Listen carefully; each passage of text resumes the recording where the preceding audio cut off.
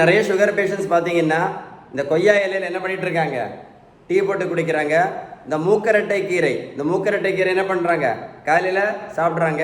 கொய்யா இலையில் என்ன, இந்த கருவேப்பிலையில் என்ன பண்ணுறாங்க, ஜூஸ் போட்டு டீ போட்டு குடிக்கிறாங்க. மாங்காய் இலையிலையும் என்ன பண்ணுறாங்க, டீ போட்டு குடிக்கிறாங்க.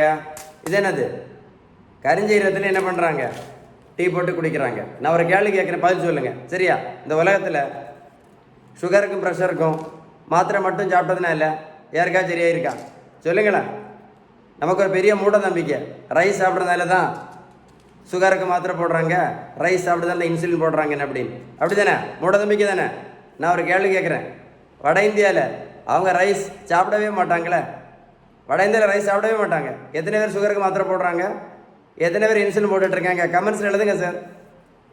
சிறுதானியம் மட்டும் சாப்பிட்டதுனால யாராவது சுகர் மாத்திரை நடத்தியிருக்காங்களா? இல்லை யாராவது இன்சுலின் நடத்தியிருக்காங்களா? இல்லை யாராவது இந்த வெயிட்டை குறைச்சிருக்காங்களா? சிறுதானியம் மட்டும் சாப்பிட்டதுனால, நடைபயிற்சி மட்டும் பண்ணதுனால யாராவது சுகர் மாத்திரை நடத்தியிருக்காங்களா? இல்லை யாராவது இன்சுலின் நடத்தியிருக்காங்களா? இல்லை நடைபயிற்சி மட்டும் பண்ணி யாராவது இந்த வெயிட்டை குறைச்சிருக்காங்களா? சொல்லுங்கள், நல்லா கேட்டுக்கிடுங்க. 1 கிலோமீட்டர் நடைபயிற்சி பண்ணினா கூட 40லேருந்து 50 கேலரி மட்டும்தான் எரிக்க முடியும்.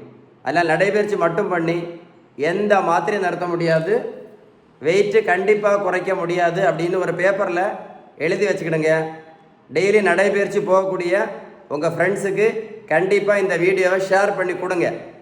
பாவம், அவங்களே ஒரு மூட நம்பிக்கையில் இருக்கிறாங்க. நடைபயிற்சி மட்டும் பண்ணால் போதும், சுகர் மாத்திரை நடத்தலாம், இல்லை இன்சுலின் நடத்திடலாம் அப்படின்னு. எந்த மேஜிக்கும் பண்ண முடியாது. வெந்தயம், ஆவாரம் பூ சாப்பிட்டதுனால யாராவது சுகர் மாத்திரை நடத்திருக்காங்களா? சொல்லுங்கள். வெந்தயம், ஆவாரம் பூ சாப்பிட்டதில்ல, இல்லை கொய்யா இலை, மாங்காய் இலை, கிரீன் டீ குடிச்சதுனால யாராவது வெயிட்டை குறைச்சாங்களா? இல்லை சுகர் மாத்திரை நடத்தியிருக்காங்களா? இல்லை கருவேப்பிலையும் கரிஞ்சீரம் சாப்பிட்டதுனால யாராவது சுகர் மாத்திரை நடத்தினாங்களா? சொல்லுங்கள். நெல்லிக்காய் ஜூஸு, நாவல் பழம் சாப்பிட்டதுனால யாராவது சுகர் மாத்திரை நடத்தியிருக்காங்களா? சொல்லுங்கள். நல்லா கேட்டுடுங்க. மருத்துவத்தில் உள்ள ஸ்டாண்டர்ட் புத்தகம் ஹாரிசன்.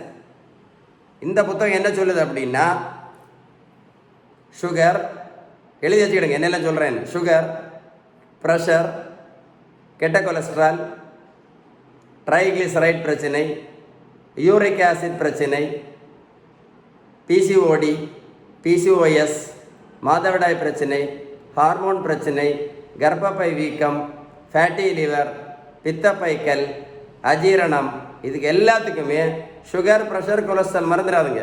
இதுக்கு எல்லாத்தையுமே அவங்க சொல்லக்கூடிய ஒரே ஒரு treatment, correct treatment, best treatment, balance diet மட்டும்தான். கடைசி தான் என்னது, மாத்திரை, இன்சுலினும். ஏன் அப்படின்னா, நீங்கள் பேலன்ஸ் டயட்டு ஃபாலோ பண்ணினா மட்டும்தான் நோய் வந்ததற்கான அடிப்படை காரணம். திரும்ப சொல்கிறேன், நோய் வந்ததற்கான அடிப்படை காரணம் இந்த இன்சுலின் ரெசிஸ்டன்ஸ். இதை முழுமையாக சரி பண்ணணும்னா ஒரே ஒரு ட்ரீட்மெண்ட்டு தான், அதுக்கு பேர் தான் பேலன்ஸ் டயட். இன்னும் புரியலைன்னா ஒன்றும் பண்ண முடியாது. உங்களுக்கு பேலன்ஸ் டயட்டை பற்றி ஏதாவது சந்தேகம் இருந்தால் கண்டிப்பாக இந்த நம்பரில் என்ன பண்ணுங்கள், கால் பண்ணி பேசுங்க. இந்த வீடியோ சேவ் பண்ணி வைங்க. நீங்கள் பேலன்ஸ்டு டயட்டு கரெக்டாக கடைபிடிக்கலேன்னு வைங்களேன், இன்னும் 50 வருஷம், எத்தனை வருஷம், இன்னும் 50 வருஷம் இதே மாத்திரையும் இதே இன்சுலினும் போட்டாலும் இந்த மாதம் கூடும், அடுத்த மாதம் குறையும், அடுத்த மாதம் கூடும், இந்த மாதம் குறையுமே தவிர நோய் முழுமையாக குணம் அடையாது அப்படின்னு நான் சொல்லலை. மருத்துவத்தோட ஸ்டாண்டர்ட் புத்தகம் ஹாரிசன் சொல்லுது. வீடியோ சேவ் பண்ணி வைங்க, உங்கள் ஃப்ரெண்ட்ஸுக்கு ஷேர் பண்ணி கொடுங்க, ஒர்க்கவுட்டை போட்டு கேளுங்க.